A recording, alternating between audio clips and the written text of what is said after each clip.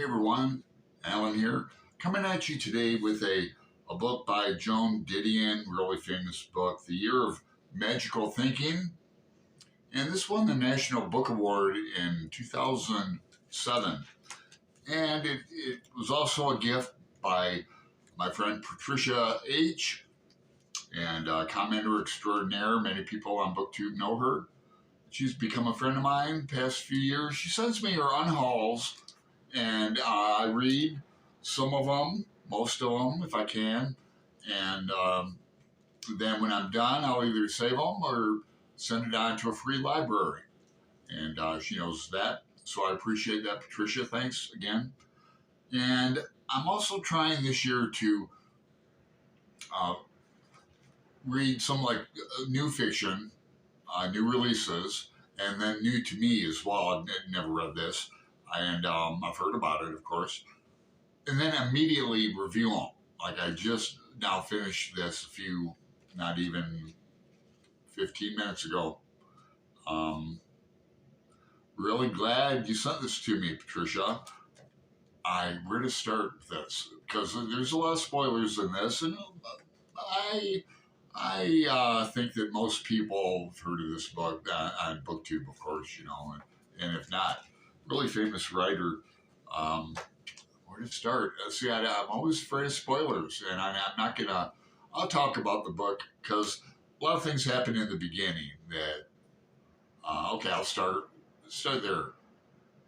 Okay, her husband John, I forget his name already. Dunn, really famous writer. He died when they were eating dinner in New York, East Side apartment. Now, they had a kid, Quintella, and she was just in the hospital for pneumonia, which, so he died real suddenly, 71.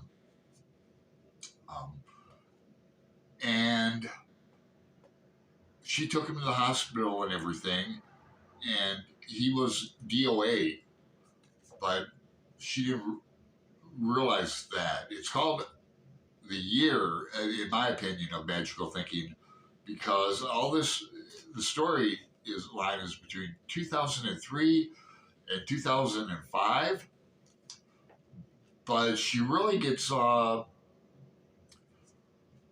sidetracked, affected by memory, thinks he's alive, forgets he's dead.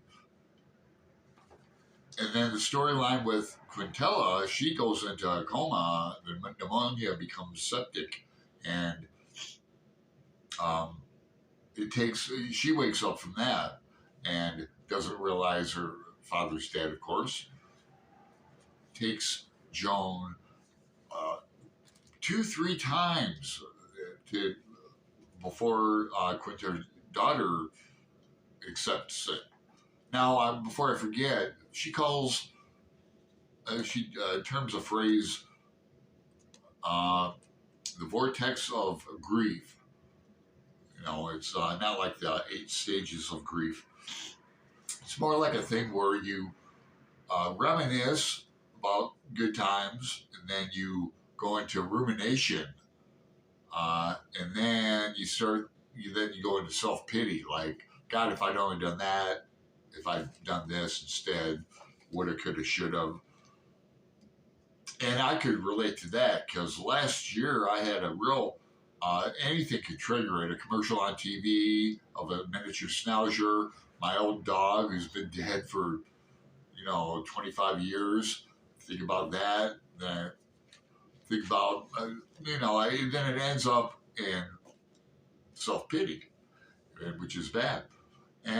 But I'm getting out of it. I was gonna, I'll get back to the book. I was going to join a club where people only talk about the 1980s, but it's a small joke.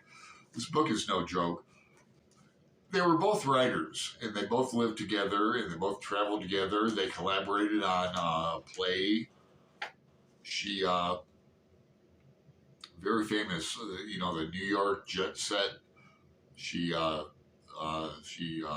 went to Hawaii, takes Quintella to Hawaii in this. a lot of literary quotes in it. Like the first one on page 46, it hit me. And what I want to know is, how do you like your blue-eyed boy now, Mister Death? And that's E. Cummings' quote. I knew that, and then she reiterates it. Quotes from Dellamore Schwartz, just like a small 4 lines from him. There's a quote from Faulkner in here called "A writer's obituary should be, I wrote, then I died." That's old Bill Faulkner for you. But I'm not going to talk about the ending because the ending's a surprise, total spoiler, shocked me, but eloquently written, most definitely. Uh, Joan Didion is the shite.